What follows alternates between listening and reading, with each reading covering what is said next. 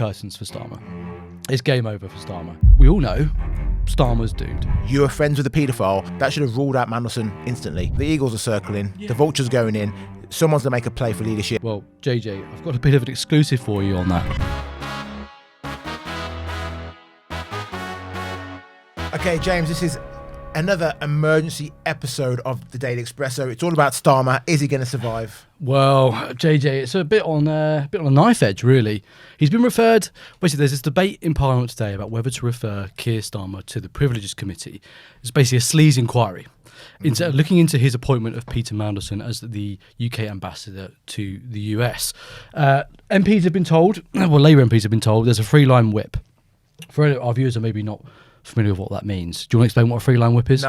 No. I think they know. I think our viewers are educated enough. Well, they've all been told they've got to support Starmer. They've got to support Starmer, or what happens, they basically get sacked. Yeah. They get no support from the Labour Party at next election. They remove the Labour whip. Probably news to many of their ears, I'd say. Yeah, definitely, yeah. They got to sit next to Jeremy Corbyn on the back benches in the corner, basically in the parliamentary cuck chair, back right.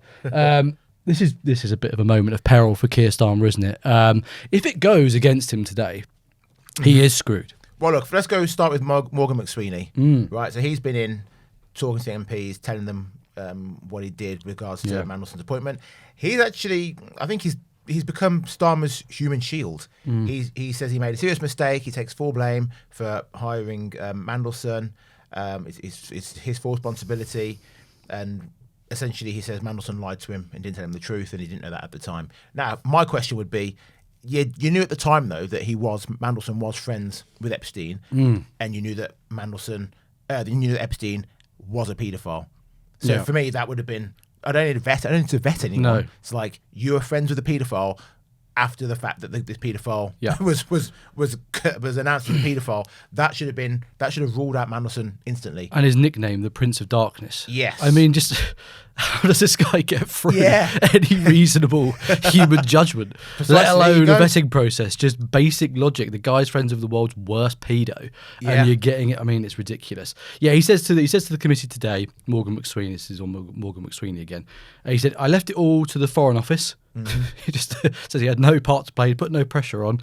Then he says, "I should have asked more questions about Mandelson, his mate." You know, these guys are pally. Yes. I think after today, there's no love lost there, is there? He says, I should have asked more questions, which I think is essentially like saying, you get job interviews, you get asked, what's your worst quality? And you're like, I'm just too dedicated. Yeah. I'm too trusting. I trusted the Foreign Office too much. Then he goes on to say, he said that Mandelson was not honest enough during the vetting process. So he's shock horror. The Prince of Darkness wasn't honest. Yeah, who would have guessed? Peter Mandelson, dishonest. Anyway, we won't go too much on that. Basically, Morgan McSweeney's gone up, like you say, tried to be a human shield for Starmer, tried to throw everyone else under the bus, Foreign Office, vetting officials, Mandelson himself. He's not taking any responsibility of his own. He's not put any of this at Starmer's door. And why? Again, we'll go back to this vote. It's because he's facing sort of fight for his life today. Starmer really is on the brink. That's right. So MPs will vote later on if there should be an inquiry into whether Starmer misled Parliament over Mandelson's vetting. Kemi Badenoch, Tory leader, she says, Starmer did mislead MPs many, many times. Multiple times is her exact wording. But let's look into this. Let's say that the MPs vote and they say, okay, we do want to look into whether Starmer misled Parliament. Then there's an investigation. What's going to happen? He gets referred to the standards system. I mean, it'll all be very boring, like so much in Parliament. Very processy. Yep. It'll all be a bit dull. But what it means, the sort of interesting thing, if you're a Prime Minister and you're getting referred to an inquiry for sleaze, it just looks so bad, right? Yeah. On top of everything else. And I think what I do find a little bit frustrating about this story is why is it always stuff like this that does Prime Ministers in? All of our stuff on his grooming gang failures doesn't make a dent. Ruining the economy doesn't make a dent in Westminster. Trying to freeze our elderly and then you turning on it. Yeah. There's a plethora of things Starmer's done. And at no point have Labour MPs been like, this guy's useless. Yeah. This guy's terrible. Should we just get rid of him? No, we're waiting for these May elections. So I think the interesting part is that, if he loses this vote on whether to have a sleaze inquiry, God, this is so processy. He loses the vote to have an inquiry. if he loses that, it reinforces that it's curtains for Starmer. It's game over for Starmer. But nothing's going to happen before the local elections. Precisely. No one's going to want to take over before the May local elections. Yeah. Because then it's on your door. It's at your feet that you've lost all these councils. They're going to want Starmer to be in charge for the drubbing, essentially. Yeah. So realistically, I think people who work in politics and people who are in the Westminster bubble, they're obsessed with this and they think, oh, this is such big news. I don't think the everyman on the street is going to change their mind about Starmer either way. People who think Starmer's ruined the country over the last 2 years are still going to think that. People who support Starmer are probably still going to support Starmer. And they're going to say things like that I say, better the devil we know. I don't want to have Miliband running the country. I don't particularly want Rayner running the country, so it's probably better we just stick with Starmer just so that the country can stay a little bit less chaotic. So I don't think this is as important to the rest of the United Kingdom as people in Westminster seem to think. If you ask the average person on the street why they don't like Starmer, no one says, oh, because he appointed Mandelson as UK ambassador to the US. Everyone goes, because he U-turns on everything. Yeah. He's useless. Yeah. He's spineless. Yeah. He's just utterly clueless, and he has no direction for the country, and he's put the economy in the bin. No one's like, oh, well, he said didn't quite get the vetting process right on Mandelson. No one's saying that. Yeah. Interesting though, JJ, you said, number 10, they're maybe the thinking inside number 10, inside some people who support Starmer, better the devil you know. Well, JJ, I've got a bit of an exclusive for you on that. A world exclusive, I gather. I don't know if I call it a world exclusive. Well, no one else in the world has reported this, so this is a world exclusive. Is that what cuts the mustard as a world exclusive these days? James. Well, look, I've got a big exclusive for you. So, obviously, we all know Starmer's doomed. He is going to get a challenge from within his party for the leadership. Now, the honourable thing to do would be what? Stand down, accept your lot, go off into the wilderness, enjoy your retirement, write a crap book. Yeah. Right? That's what all prime ministers should do. He's not planning to do that. So Starmer's not it's pretty obvious. I bet my house on the fact that after the May elections, the local elections, the eagles are circling, the vultures going in. Someone's going to make a play for leadership. That's a brilliant mixed metaphor, by the way. Thank you. The eagles are circling the vultures who are going in. Starmer is going to have to step down because he's going to lose the cabinet.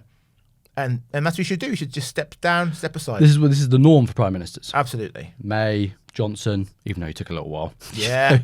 Eventually, you have to capitulate, Corbyn. You have to capitulate and give in and accept your lot. He's not planning to do that. So this is the exclusive for you, JJ. Officials inside number 10 have told me, this is several people, that they are being asked if they would quit their jobs. Basically, it's a bit of a boring thing. If you work in number 10, you're technically a civil servant. They're being asked, would they quit their jobs to work on Keir Starmer's leadership campaign, should he be challenged? What? So the intention among Keir Starmer's top team is not to accept their lot and move on and let a new administration in to take the country in a new direction. It's to fight to keep Starmer in place. They are not planning to roll over. Keir Starmer is not going to roll over. He's going to fight a leadership challenge. Even with the writing on the wall, Starmer is going to stay and fight to be leader of the Labour Party and to be Prime Minister, even if everyone else in the cabinet resigns. Yeah, Keir Starmer is that deluded. Wow. He seems to think that he could win not only the party membership, but keep the trust of the country until the next general election. Goodness, great. I wanted to say, what is he smoking? But I don't want to get done for any kind of slander. Okay, so I'm not going to say that. Maybe one too many Lost Marys. Slightly dizzy. But yeah, maybe he's been heading the football too much when he's playing his five-a-side games. Potentially. That seems absolutely ludicrous. Yeah. So in his head, it seems to be that if Rayner, Burnham, Miliband, maybe a lot of them, challenged him for the leadership, he seems to be of the belief he can beat them all. That he can beat them all. He can survive against that he can survive, that he can carry on in number 10. And that's why people inside number 10 are being asked, would they, hand their notice in and come work on the most perilous leadership campaign in modern times. Am I crazy for asking this, but is he right? Is he right? Because Lammy is not going to challenge him. That seems unlikely. As the people you've named, Miliband, okay, he's in the cabinet, but he's a net zero nutter. So there'll be plenty of people in the Labour Party who are thinking, no, we don't want him. Plenty of people in the country who are going to say they don't want Miliband. Then you've got Andy Burnham, who has already been blocked from returning to Parliament, so technically he's not going to be able to challenge himself. And then you've got Wes Streeting, who's in the cabinet. Fine. Wes Streeting is very closely tied to Mandelson. He is a friend of Mandelson's, so that kind of is enough to rule him out. Then you've only really got Rayner. So could Starmer potentially beat Rayner if he can secure enough of 4 or 5 senior members of the party to back him? Maybe he can fight off a leadership campaign. Oh gosh! Look, it's been a while since I dusted off. I feel sick, James. Look, it's been a while since I dusted off the Labour leadership election rules. But obviously, if Starmer and Rayner were going head to head, Rayner would have to get a load of MPs to back her in a very short window of time. They shortened the window because of Corbyn's disaster, essentially. She'd have to get all the MPs to back her. I think she'd find them. There's a large centre-left contingent of the party. They would then have to go to the membership, and I think that's where Keir Starmer comes a cropper. He has done nothing for the left of the Labour Party. He's done nothing for the right of the Labour Party. Yeah. So when he goes to the membership, which is a bunch of rahs in Hackney, oh God, have you seen what he's done on? Oh God, he tries to stop a boat. You know, that's your Labour membership. Yeah. Those are the freaks who turn up to PLP meetings, right? They're gonna take one look at that field and go, yeah, Rayner's my gal. Right, she's got more credentials on the left. Yeah. She's more respected on the left of the party. Working class hero. She's got the story. Working class hero. Yeah. You know, not a lefty lawyer. Yeah. Was in the union movement. She's got proper Labour left credentials. She'll sweep the board. If she gets to the last few, I bet you £5. Bet you £5 now. Shake on it. All right, £5. £5. Right. £5. Rayner gets it. Okay. Hang on, but we're both saying that Rayner gets it. We just have to exchange £5 notes. Right. And on that note, if you're enjoying this episode...